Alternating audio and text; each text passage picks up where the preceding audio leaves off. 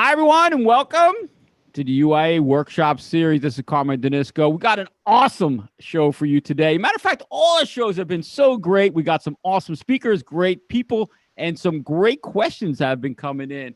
Want to introduce you to my co-host for today's show, Mr. Warren Tuttle. Warren, what's going on, my friend? Hey, Carmine, how are you? Doing good, man. Doing good. This show comes around once a week. It comes around fast. I know, and there's always something going on. Yesterday, I was out of the office, and I was with some people. I was out of the bubble, and I came home. Bubbleless? I came home last night, and my wife beat me up because she saw a Facebook post by one of the people I was with who wasn't wearing a mask, and now she's convinced that, I have to move out.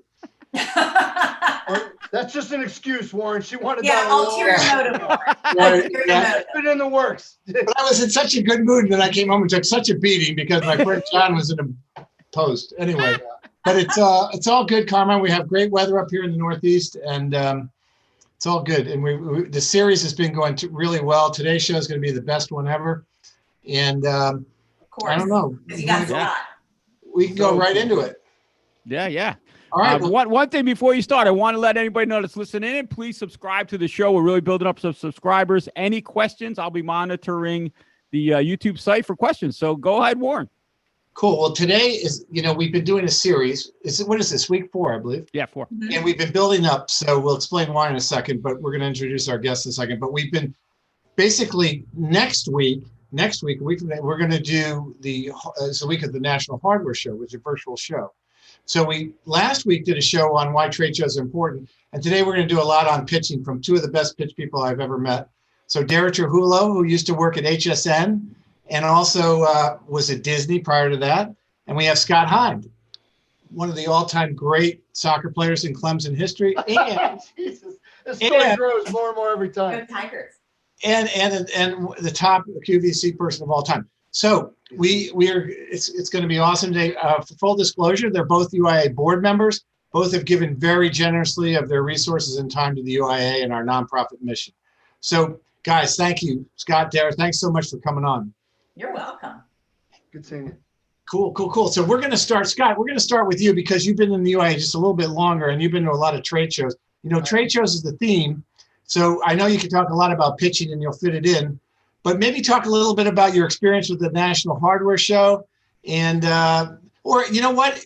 Let's back it up. Tell a little bit about what we do very quickly at QVC, and then maybe you could go into the hardware show and talk about what you've done in the past there. Yeah. No, all great questions. I am one of their on-air personalities. In fact, I literally just got off the air at QVC. We're all shooting from home now, so I have a home studio. But I've been there for almost 20 years now, so I've been fortunate. Just went over the $1 billion in sales mark about 6 months ago. So I've been doing it. I don't do it on looks. Wow. I also don't do it on brains. So I'm not exactly sure how I do it, but I do try and find a way.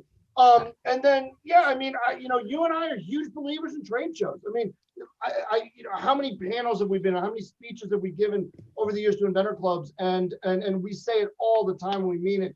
Trade shows are essential. I mean, out of the hardware show alone, I know 6, at least maybe 7 products for the past 5 years. We picked them up and we've made the inventors millionaires. You know what I mean? It's the place to be, to see them in the Inventors Corner. And there's nothing like it in the trade show world. I'm a monster believer.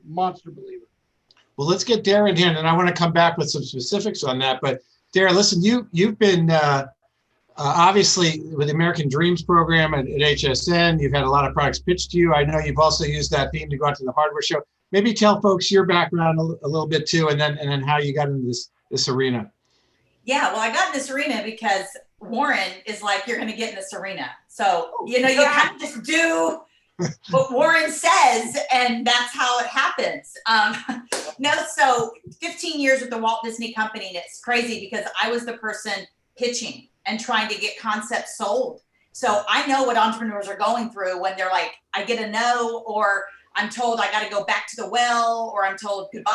So, and I don't really like that too much. So I would always pivot, turn around, figure out how to get it sold. And now there's some amazing concepts that are out there because of that kind of like perseverance. But then when I went to HSN, I was on the other side.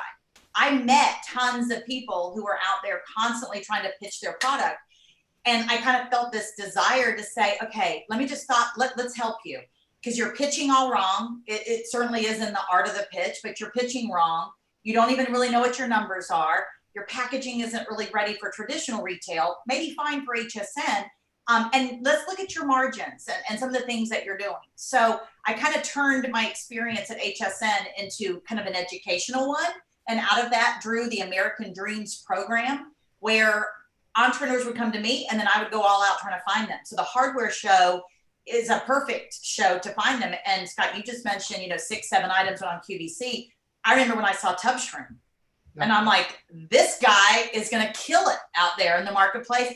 And he had no idea what he had. So finding them and being able to tap into these amazing entrepreneurs that are out there, and to your point, Scott, make them millionaires, are incredible. So now that's kind of what I've been doing, is going out, and I've worked with a couple of different companies and people and trying to help their entrepreneurs grow. And I'm right now with a group called the Magic Makers. We're a former Walt Disney Company organization of former executives, and we're out trying to help people in all walks of life, whether you've got a food and beverage idea or business or company, whether you're in the theme park world, what have you, still kind of trying to stay in that let's help you kind of a mode. Right. Well, now you just mentioned education a few minutes ago, and so people come to you and will take the American Dreamers experience. I'm sure that's going to go forward for you.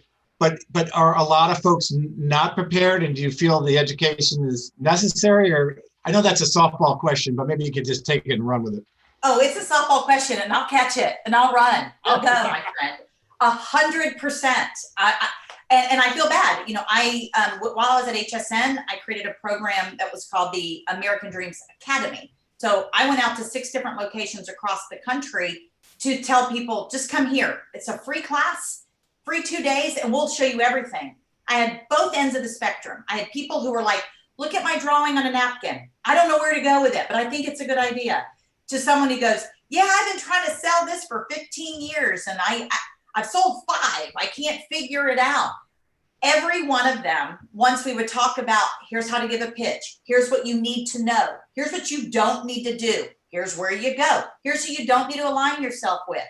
Every one of them came out going, either, gosh, I wish I would have known that before I started this 10 years ago, or I'm so glad I learned this before I started making those mistakes. So yes, across the gamut, there's always something someone can learn from figuring out how to give that perfect pitch, how to have that perfect product. So someone like my friend Scott here can pick it up and talk about it on QVC. Well, You're so right. I mean, it's so self-serving to say it, and I own that because I'm just arrogant. But the point is, pitching's important. It's so important. I mean, it's the all-time football analogy. If you do all the work, you get it to the 5-yard line, and now you got to punch it into the end zone. And pitching is the way you do that, learning how to pitch a product. And the quick example I use is Shark Tank.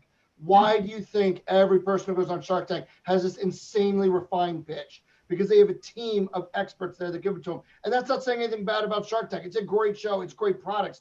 The sharks are all awesome people. I've been fortunate enough to meet most of them. But the point of it is that they get these incredible crews of people who know what they're doing, like Dara, who will say to them, hey, here's what you got to do. Here's what you got to hit. There's a reason they're so refined when they get there. And that's why the show itself works. If people are coming up there and bumbling and stumbling and fumbling for words, and it would never work. So that is always the best example I give of why learning how to pitch a product is so ridiculously important. Well, I want to get, because Scott, you give one of the best pitch presentations, and so does Dara. Dara, we're going to come back to you because I've heard your presentation. We're going to talk about the P's a little bit. Okay, so they follow me wherever I go. I know. But Scotty, we're going to be, look, I've seen you on stages from Chicago to wherever, given the pitch, and usually you can put it in a pretty small window. So if you were to, give a minute or two to what's most important or what people need to think about first, maybe we can start there with. Yeah, 100%.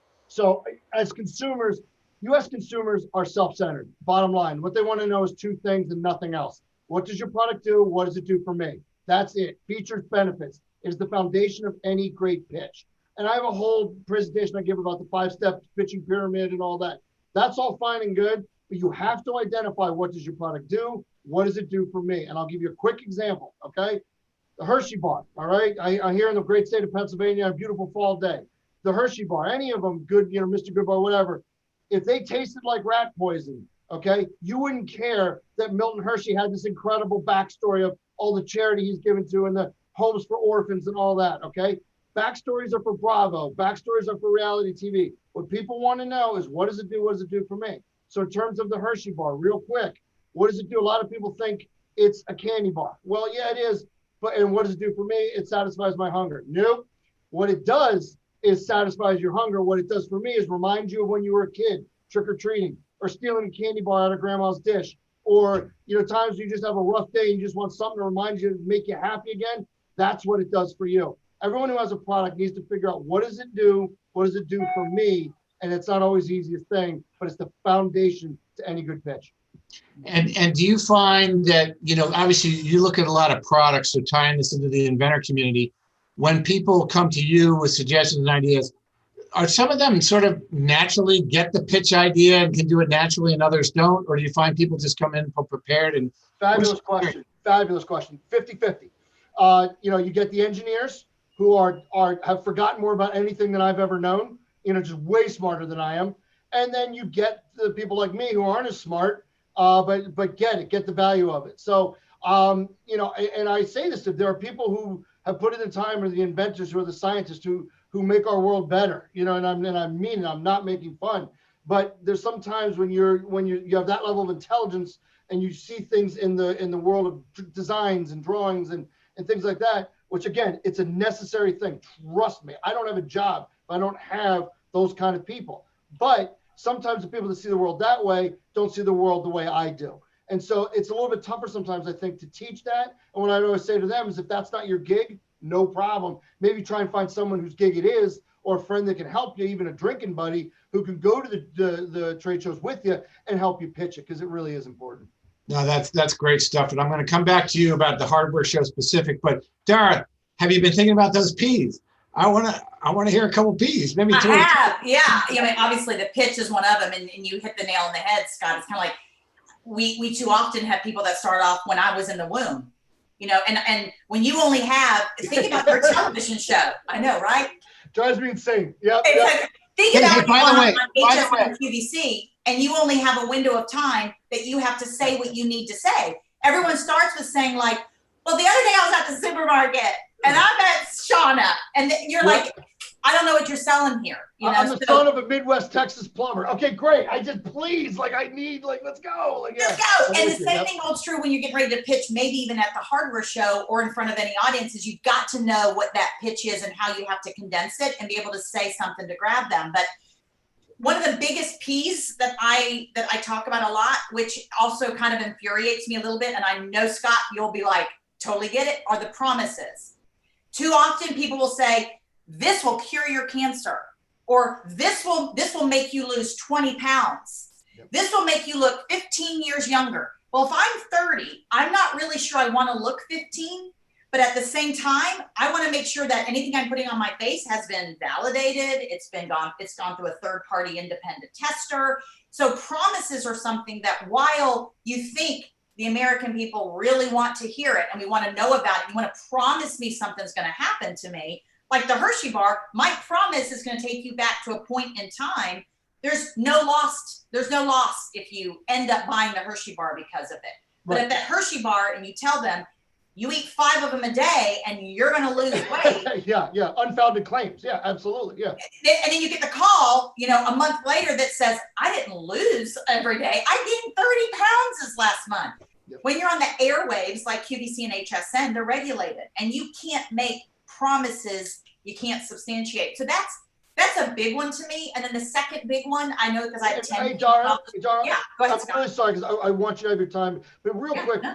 I'd say to people all the time, also when you're pitching, like to people like you who are angel investors who know what they're doing, don't use words like revolutionary, please. You know what I mean? It's the same thing like claims and promises. Like there's only a handful of revolutionary products in the history of our planet. The telephone, the computer, the car.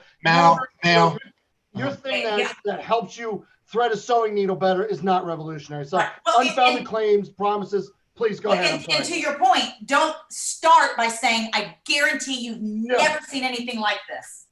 There's always something like it. Maybe at the end of it, you've introduced the newest flying automobile.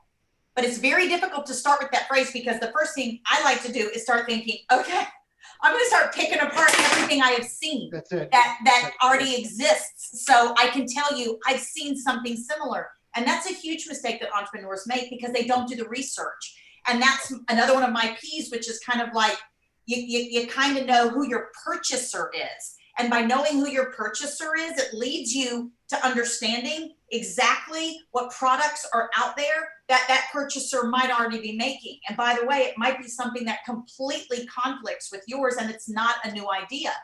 I love when people say, I'll go, well, who's your audience? And they'll say, I'm everybody from 2 to 92.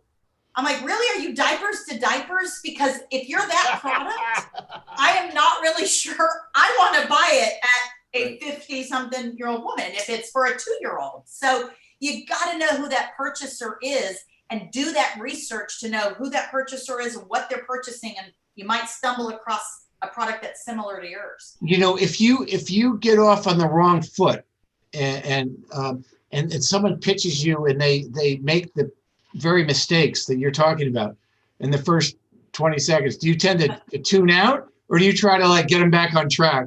Or you know, what's the natural course of events when people are pitching you? For me, product always rules. Like if someone, now I always say this, you're betting on the jockey and the horse. So if someone is really obnoxious, yeah, they'll get to a point where you're like, you know, I can't see myself working with this person. But I do, I don't tell my mechanic how to fix my car because I don't know how to fix a car. And so sometimes when you're sitting on the receiving end of a pitch and someone's pitching you and you know they don't do it for a living. And sometimes it is hard to take that pitch man hat off. You can find 30 things wrong like that. But then you got to say to yourself, all right, don't be an arrogant jerk, Scott. Listen to what they have to say. Maybe they do have a really good product. Don't be, penny wise and pound foolish. Don't miss an opportunity just because they started off on the wrong foot. But yeah, what do they say in football? You can't win a game in the first 5 minutes, but you sure can lose it. Well, that's, that can happen. Yeah, absolutely. Well, you're probably more understanding because you understand the pitch yourself. But if you were, say, pitching to a company that, they're not into that and you're a vice president, you don't have time in the day, I'd say you get annoyed. Yeah, I think that's right. But, and to Scott's point, if, the best thing you can do, and I know it's gonna be very difficult when you're on Zoom, but is put a product in somebody's hand, but at a minimum, be able to show how it demonstrates and works. Because you're right, Scott, if you can look at product, sometimes you can overlook the presenter and be like, okay, I'm not going to worry about that because you're going to be on a shelf in Walmart and no one's going to see you. Yep. But I will tell you, for me, for my world, at least when I was at HSN, it was difficult not to look at that presenter and feel like, what is that person going to be like on live television in 6 minutes? Because we're still in the womb, haven't even come out yet because I'm one of 5 children. And I'm like, I can't even get there. And then you're wondering too sometimes if they get off on that bad a track, what's it going to be like down the road and all that. Now, just for fun, just totally for fun, and this is for you, is it mostly men who get off track and talk about all the unnecessary stuff? I'll take it. Men tend to be more arrogant. Women tend to be more storytellers. And I I've got a wife and I've got a daughter, and please nobody write me and say that's sexist. It's not. It's just how it is. Mm-hmm. Men try and pull you over. They try and run it down your throat. And this is revolutionary. And I know more than you. And women want to tell the story of how they got there and romance it better. And I know it's a broad brushstroke, but generally speaking, that's how I find women more into the benefit statement, and almost, universally, and men are also oftentimes into the horsepower, the thickness of the steel. 100%. I call it the education and the emotion. So yes, I would agree that it's predominantly the education side of it, of the man. He wants to tell you how the widget works because he did this lug nut and he moved this over here, and he's educating you because he's extremely excited about the fact that he's figured out how to do this through all of his learning. Right. The female side is that more emotional. My child did this one day and I couldn't take it any longer. And so as a result, I did this. Whereas, okay, maybe you'll ask later, how did you get it? What does it look like and how does it work? But it's the emotional side and the educational side. I've met people on both sides of it. Sure. Yes, I would say more dominantly male here, more dominantly female here. but it's interesting because the two cases that literally came to my mind, Warren, when you asked that question, both of them were males and gave their pitch, and both of them cost them the opportunity to move forward. Wow. Because they were so stuck in the education side, and they didn't pay attention to the rules.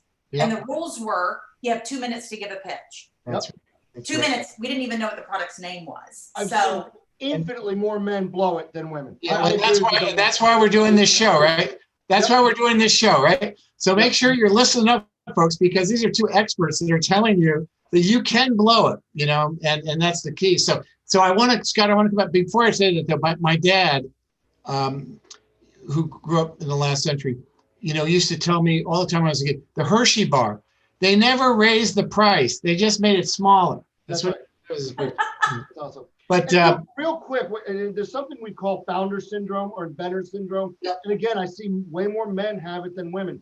And it's the concept that nobody knows more about your product than you do. And then what it tends to do is cloud your brain. And people who have this syndrome tend to not take criticism or constructive feedback. And I've seen people, and I mean it, I think it was a panel you and I were on, Warren. I've seen someone blow an opportunity because they wouldn't consider a different Pantone for their, a different color for their thing. And it's founder syndrome. And it is the biggest inventor killer out there. Well, we have that famous example, Scotty. I don't know if you were there, but we had the Home Depot panel in, and I was moderating it, and one of the 30 people came up with a Lowe's bucket. I saw that. Yeah. And we had about 100 people in the audience. Yeah, and I said, dude, you gotta change out that bucket, because I've been on the other side of that. And he said, oh, no, it's the only bucket. He gives me all these reasons, the only bucket I could have gotten today and all this. I said, you gotta. And finally, he was so belligerent. I said, okay, time out to you. Audience, I hope you're learning something. Don't go to a Home Depot meeting with a Lowe's bucket. But well, they would come to me all the time and they would say, I've always wanted to be on QVC. This is my dream. Oh, no. And then I'm like, let me give you my business card. Yeah, here, send them to Scotty. Yeah, it's your dream. It says HSN, know your audience. And, some of that stuff you do. I tend to give a lot more leeway to people. They're nervous. They're excited. All of those things. Absolutely. But I find when you have a show like this, Warren, where you're trying to really help and educate. Yeah. I love when people say to me, oh my gosh, I listened to your webinar. I listen, the UIA teaches me amazing things. Yes. This is so great. And then you're thinking to yourself, this is going to be a good pitch. Yeah. And then they don't. You're like, what did you listen to? Yeah, but not to, just to follow up on that, and then we'll get back to the hardware show. Just in general, when people are nice and they're responding to you and you're giving them suggestions and they're responding in a positive way instead of making it, you just have more of an inclination. It's human nature to help them, as opposed to, the ones that are just know-it-alls that just, because you get those, Scotty knows that, you get these inventors that are just know-it-alls. Yep.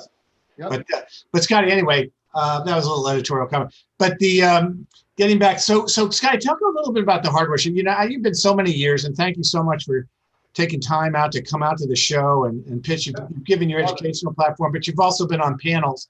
So talk a little bit about what we're going to go through next week, because you're going to be on. You guys are both on the panels, by the way. You know that, right? You're both on. Yeah. And so people will be pitching to you. It'll be a real show next week. So this is practice. Get ready.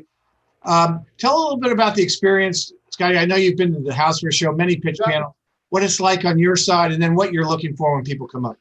Like you, Warren, I've been to God knows how many shows. I mean, I legitimately have no idea. But they're my two favorite on the circuit are the hardware and the houseware.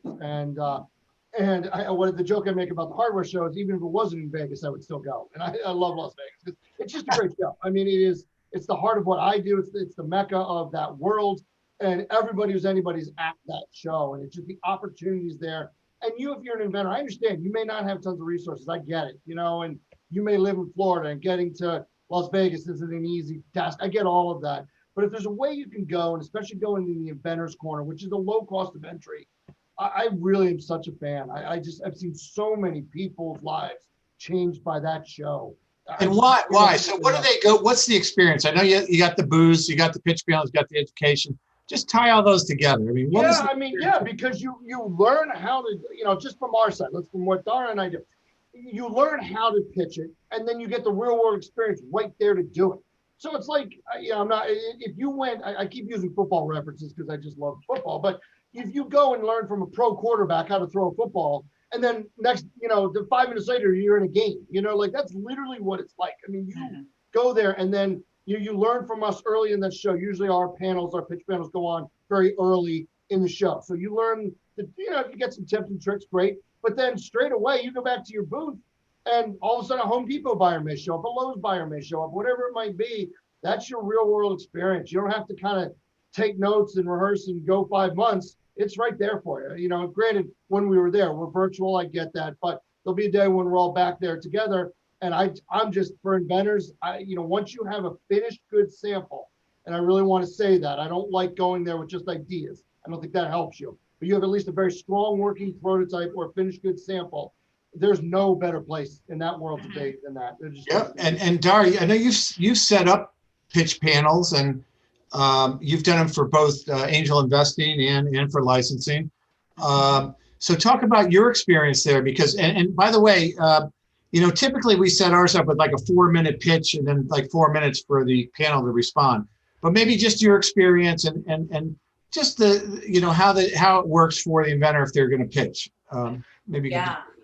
No, Scott, you said everything, which is right, that they're kind of thrown in there and it's the best opportunity to see somebody.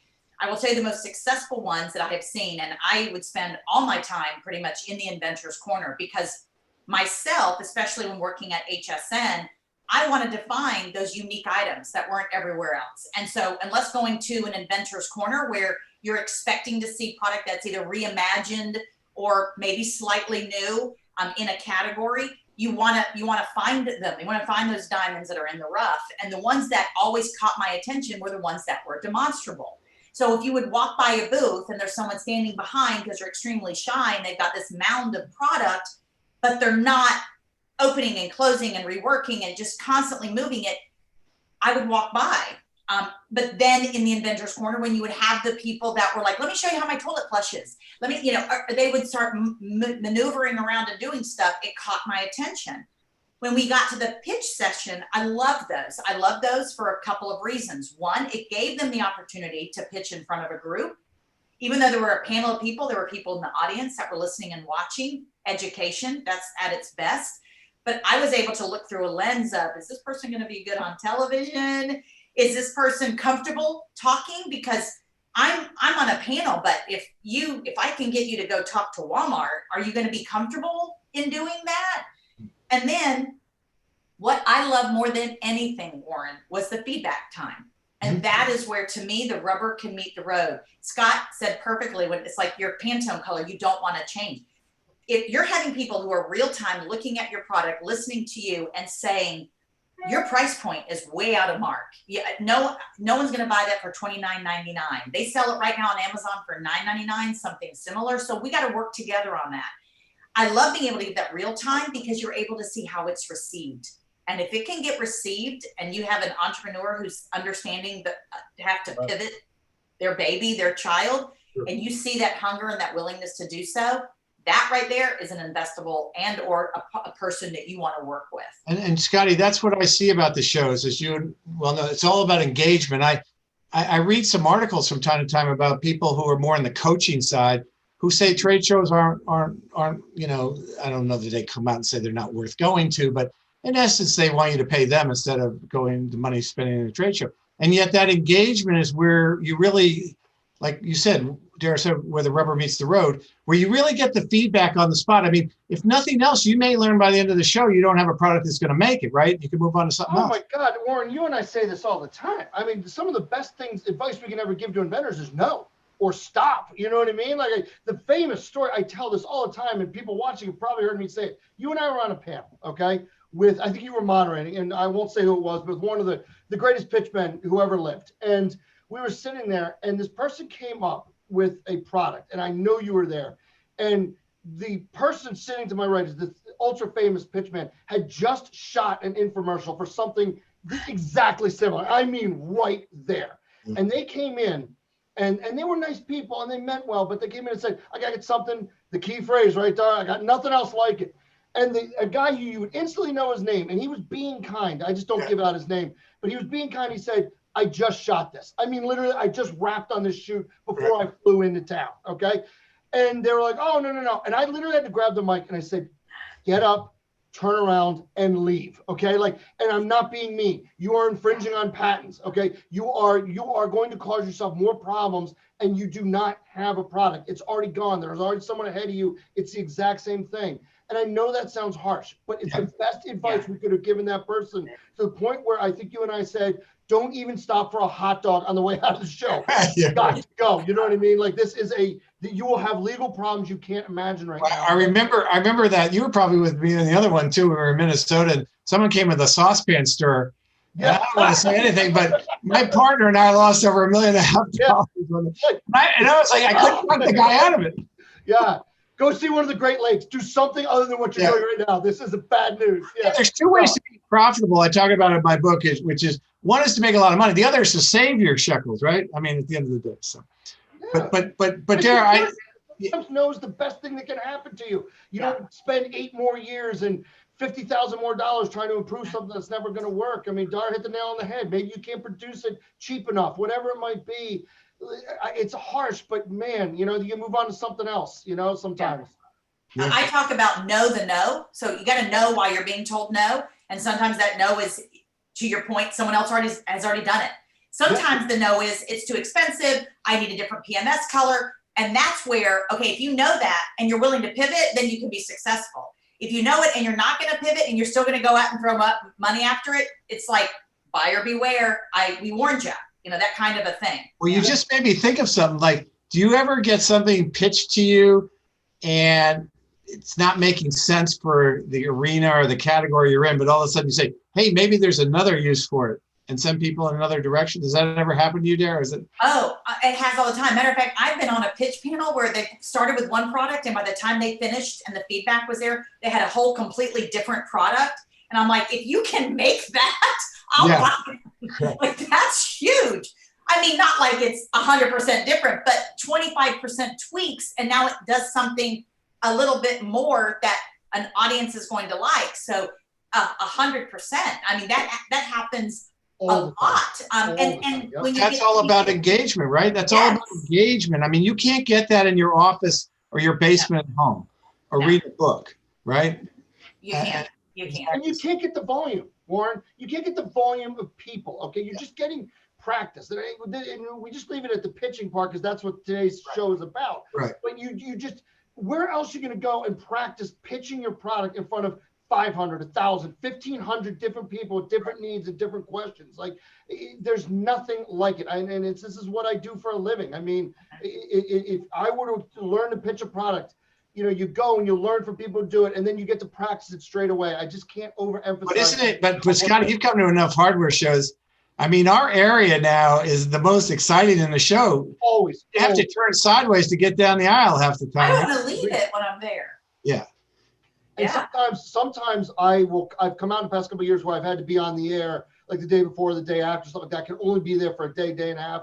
I'll come in and speak. And then the only area I'll check out is the inventors area. Like, I will not leave that show. If I only have one spot, that's where I'll go, because that's where the new interesting stuff is. Well, that's what I always like to say, 12, 13 years ago at the UIA, we started with 10 tables out in the hallway. But so Dara, tell us a little bit about your shifting gears and where you're headed now. I know you've been in the venture capital area, and now you're going on to some new stuff with Disney. What is that, a big shift for you? So it's actually a couple of different things. So the Magic Makers is a group of senior level executive employees, former employees of the Walt Disney Company, who have formed together a company with expertise in every walk of life, as you can imagine. So from food and beverage to entertainment to Imagineering, operations, merchandise, retail sales, everything, front of house, back of house, how to maximize exposure online, in-store, marketing, consumer insights, everything. And so working with them, I am their retail guru to be able to help people to understand what their business model looks like and how they can maximize sales from a traditional retail perspective. Mm-hmm. On the flip side, it's all about finding, and I like to call it matchmaking. So it's, okay, you've got a product, you've got a brand, what do you need? You need licensing, You need to have doors open for you. What do you need? You need to have an investment. I'm not an investor, but I have lots of people, and I like to call it my Rolodex. The four of us know what that means. Maybe some of you listening don't go, it's a word of the day, look it up, Rolodex, not Rolodex. Okay. And I like to be able to call and play matchmaker. I absolutely know that this business, and Warren, I love watching you when we go to trade shows, because you're like, Warren, and Carmine, they're like, I want to talk on the radio. And Scott, they're like, oh my gosh, he's a celebrity. People draw. I got 2 of the 3 right. Yeah. And you want to help them. That's what you want to do, is you want to help them. And so that's kind of what I'm doing now for this next chapter. I've had a couple of really great phone calls even this morning on some brands that helping to put them in the right space. And I get lots of people on LinkedIn who reach out all the time, and they're like, would you be willing to listen to me? And, now I'm saying, yeah, I'll listen to you. So if you're willing to take feedback, because it's not going to help either one of us. That's what's And great in about case you don't think Dara knows what she's talking about, the Monopoly board over her left-hand shoulder, there's one of 10 in the world. Oh. And one of those was presented to her. So she knows what she's doing. Let me be crystal clear. I may go down there and steal it. It's really cool. That's nice. Well, that's what I love about you guys and about the UIA board, because we have passionate people that want to give back, and they give of their time. And you know what? It's an industry with a lot of failure, and there's a lot of people that make money off other people's failure rather than making it off people's success. And I think that we're about trying to warn people of the errors. But Carmine, let's get you in here, brother, because I always get talking, and especially with these two, we could, it's like high school. We could go. Nah, I tell you what, this is some great stuff. I'm just sitting back going, everything you guys are talking about, I've either heard before, seen before, and you really, really just want to not beat it, but really, really interpret to the new inventors, the old inventors, everything you guys are saying. You're not just making this stuff up. This is from years of experience. It's unbelievable, but we have had so many people coming in with questions. You've actually, I don't know if you're seeing these questions come in, but reading their mind, but you've answered a whole bunch of them. A couple of them, one would be for Scott real quick. And because you've been doing this for a while, Scott, I don't know if you can really answer this, but what's it like being on live TV when that camera turns on? And then the follow-up was, do you remember any, funny moments that happened that, were unexpected? Yeah. I think the sub-latent question there is, how could someone as ugly as you be on television? And it's not. It is a fair question. I didn't say that. No, it's okay. Like, how you really do? No, I get it. It's a thrill. It's fun. Like, what's funny is I do what I do, and I love what I do. I've shot infomercials, and I like them, but I hate it because you have a safety net. I hate tape. The thrill of being on live television and no safety net, I just love it. I don't know why. It's just like, it brings out my ability to do what I do. But I'll go and we shoot what we call VT or B-roll or whatever, or VOVT, which is like something where it's to tape but I'm speaking. I'll take 11 takes because I'll just keep butchering it, because I just like, you get that safety net and you're like, your brain gets lazy. But when you're live, you love it. I mean, there's nothing else in the world I'd rather do. I love my job, and it's, like I said, going on 20 years now. I'll be back on the air tonight with David Venable, the greatest who ever did it in our business. And every time I take the set with him, it's a thrill. I love it. I really do love it. Funny stories. Antonella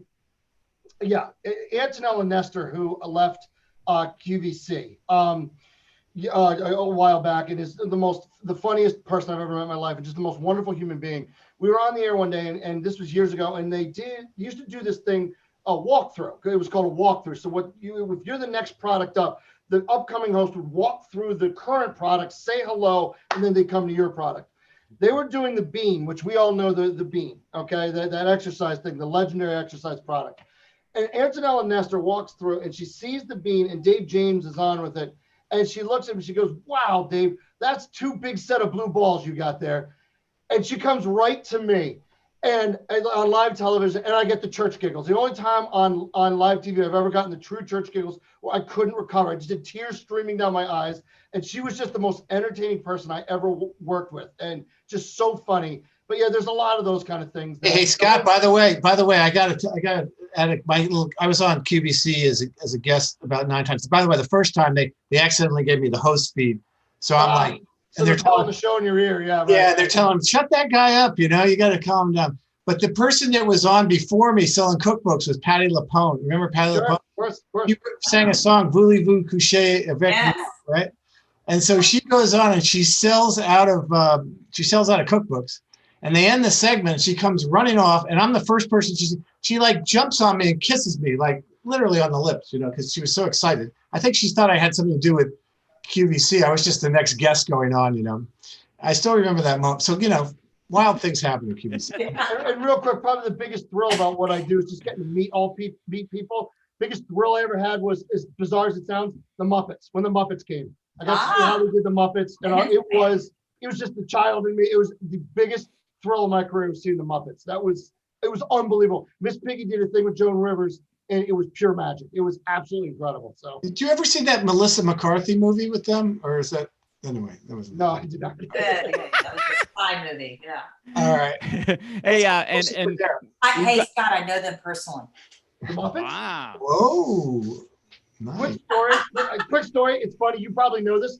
When they're going to mic the voice of Miss Piggy, they mic'd 3 people, and so you didn't know, so no one knew who the actual voice was. Oh. There's killer. There's so many inside secrets. And then when they're done with Miss Piggy, they put a cover over her right away, so nobody go up and take pictures or mess with the puppet. Right? There's just amazingly neat things you get to see that very few people get to see. I'm sure you know them. Oh yeah, I did a workshop with the Henson family. Oh, nice. And the workshop, every table had one of the Muppets at the table, and I was like, I'm looking at the person and I'm looking at the Muppet, and by the end of the day, I was talking to the Muppet.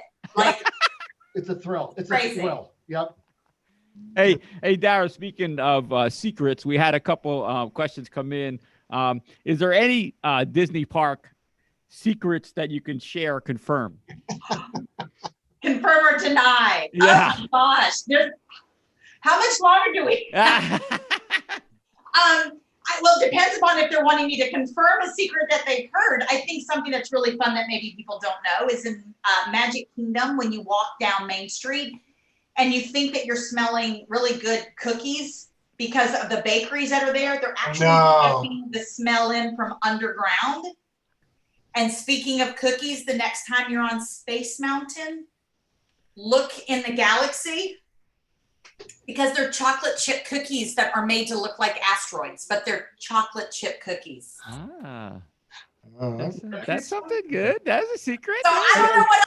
I mean, I got lots. Let me I'll tell believe you. it. And there's a basketball court at the top of Splash Mountain, I believe. There's pictures of that, right? Isn't there a basketball court at the top of Splash Mountain? Well, that's for a whole other day.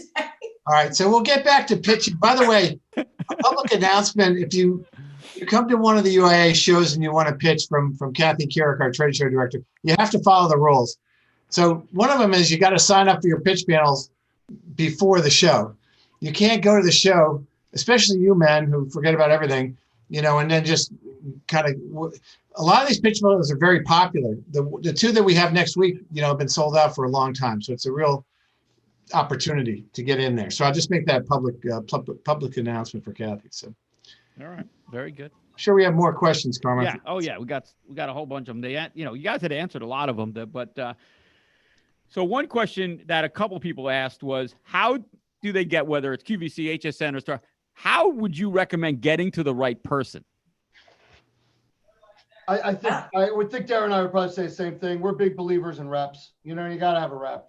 People who know the business in and out, and I know it sounds self-serving, but it is, each business is unique. Target versus Best Buy versus QVC versus HSN. Have someone who's local, who knows it, who knows the television side. They're very easy to find. You Google QVC or HSN manufacturers reps. Everything will come up like that. You got to have someone who knows what they're doing. Hey, Scotty, are there certain industries, like there's certain reps that are good in certain industries? Always. You just look at their success stories. You can verify them. You and I know ones who are nefarious, and they say they do this and say they do that. You can Google it. It really is that simple. If you go to their website and they say these things and they're successful, it's that simple. It really is pretty easy to vet them. And I'm just a big believer in it. I've seen so many inventors try and do it on their own. and they get chewed up, and they have great products, but they don't know what they're doing. They didn't have the help, wrong sets, wrong props, all the stuff that you need. And it happens all the time, and it's sad to watch. You know, it's funny you say that, because I helped a guy years ago, a chef, who had a special fry pan. It was a toss and turn pan. And he wanted the experience of going on QVC. We kept saying we should hire someone to do the errand. He wanted to do it himself. So we finally set it up, and his favorite word was absolutely. Absolutely. So anytime anyone asks him a question, you go, absolutely. Oh, no. Get an absolute glitch. Yep, There's a Corey apple. Absolutely a Corey apple. Anyway, he went on, and we made him not use the word at all. He practiced. He had the whole pitch down. Sure enough, he goes on. He must have used the word app. Once you get on the air, it's a little different, right? When the camera turns on. Yeah. Your CD skips. So one of the things, though, I would say, kind of to answer a little bit of that, and Scott, you're right. I mean, unless you happen to come in contact with a buyer who happens to be sitting on a pitch panel, or someone who knows someone. I mean, I still to this day am doing introductions directly into like an HSN.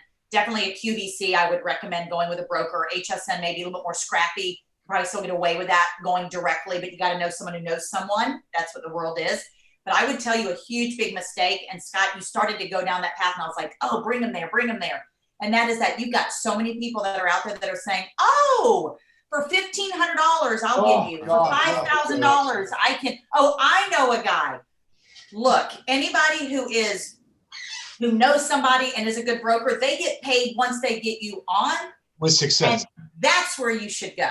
If anybody's telling you, give me money right now, and I'll take care of you, run away. And nowadays, you got Google. No Find out about takes them. money up front. No reputable firm. You're right. Like our stock line is, we don't get paid until you get paid. Until you get paid. Like, that's it. If you take nothing else away from that presentation, Dara, anyone watching, that is such an unbelievably good point. Like it's so great. I mean, just a real quick story. I met the most humbled individual when I was at HSN. We did an open call for the Latino community. He came in, had a really great product, loved it. As I started sitting down and going with him, going numbers and everything with him, because I selected him, I said, this is going to be great on HSN. He had a middle guy who went out and created the mold, and now the middle guy owned his mold. Oh. He owed him $25,000 in order to get that mold away from him. And he owed him 50% of every sale he did on that product. Well, you know what? Perpetuity. But you know what? It's such a big lesson for not just for TV, but the whole inventor industry. Yep. That pretty much anybody that charges you without any success is they've set that model up for a reason. They have not had success by and large. Yep. There's no question about it. Inventors get unfortunately very easily taken advantage of, and I think that's the other really important part of forums like this. We're going to trade shows and listening to the experts. Again, there's a lot, and I mean a lot. Just ask my wife, that I do not know in this world. I mean a lot. But the one thing I do know is how to sell stuff on TV, and so does Dara, and so do the other people that are on these panels. And whether you like us or not, I would just say try and listen to us, because we've done it. We've seen everything in this business. We've seen the failures. We've seen why people have failed. And we've seen people get taken advantage of. And even if you don't think we know anything, we can at least save you from some real, nefarious people. Hey, Scotty, what about the flip side of that, where I'm sure you get a lot of people approaching you, and you look at a lot of products, and you're on air all the time, you're doing a million things. I'm sure you get back to the ones that excite you quicker than the ones that don't excite you. In general, what do people take out if they haven't heard back from, not you, I don't mean to put the onus on you, I have the same. No, it's fair. It's a fair question. A couple weeks, a couple months. I mean, what point do they? No. I would say, here's the deal. So I always say the same thing. So you find me on LinkedIn. I'm not on other social media. If you find me on LinkedIn, if you want to send me something, I will do everything I can to look at and get back to you. But once I get back to you and say, and I always try and treat everybody with respect. But if I say to you it's a pass, it's just a pass, and we have to move on. I'll give you a couple quick reasons, but I unfortunately, we see thousands of products a year, and I don't have an hour on each product to explain to you what to do. You know what I mean? I know that can sound harsh, it can sound arrogant, but I try my very best to get back to everybody. But if I get back to you and I like your product, you're going to know right away that I like your product. If I don't like your product, it's just my opinion. Yeah. Who the hell am I? But it's my opinion. But I think that's the biggest thing. If you're asking someone's opinion and they do get back to you, they give you a couple reasons, that's got to be it. You know what I mean? And unfortunately, it's some of the products that are the worst ones that tend to cause you the most grief because they were feedback and feedback and feedback. And I think that's the hardest part. Does that make sense? Sure. What about, Dara, what about you? What about the, you said before, the no's of no. How about just the no's? Yeah, there's some. So same thing. I have so many people that reach out on LinkedIn, happy to do the exact same thing. Matter of fact, I have a couple calls this afternoon from people who reached out, Warren, because they saw that I was going to be on this show today. And they just said, hey, do you have 2 minutes? So sometimes it just takes a 2-minute phone call. Sometimes I'm like, well, send me the information because then I can look at it when it's a little bit more convenient, and always happy to try to give feedback as much as I can to people because you never know in this industry. You never know when you might find something that's really great. Someone might take your advice, come back a year later, and it's worth it. And you're like, oh my gosh, now you can sell really, really well. Plus, you never burn bridges also in the industry. Yep, absolutely. It's very difficult.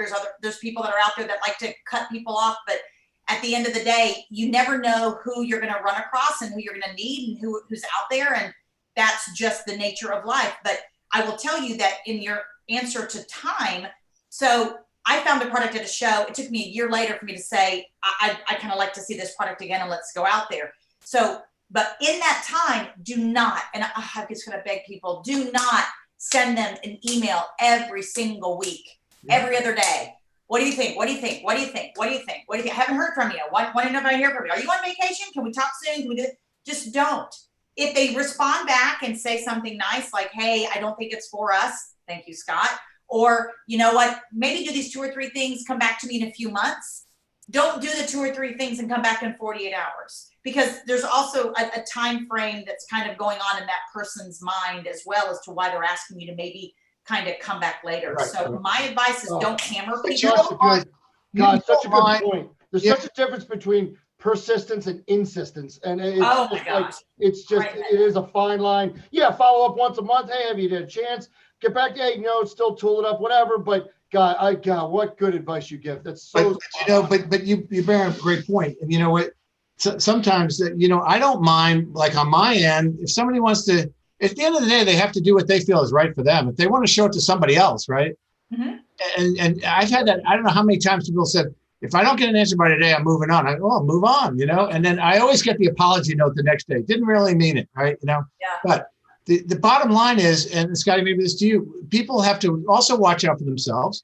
Mm-hmm. And do you mind if somebody shows you something and then they maybe show it to another company at the same time? Are you okay with that? No, not at all, because no one cares more about feeding your family than you do.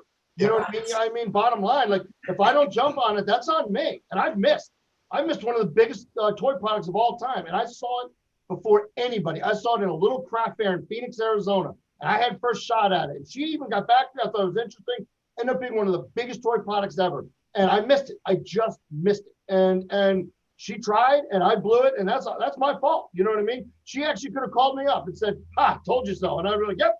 Yeah, I blew it. She probably doesn't know your number. You want to give out your number now? So, but if I missed it, that's on me. You know what I mean? I suppose though, Scott, if you see something, you're crazy busy and you like it, you're going to let people know, hey, I'll get it to somebody. Yeah, absolutely. I'll get it to somebody. If you have a winner, and a lot of times I've been wrong, plenty of times we all have, but a large percentage of the time, something can work in our business, or at least that's a good chance. Sure. And I don't waste time. If I see something like that, if I can't deal with it that day, I'll get it to somebody who can.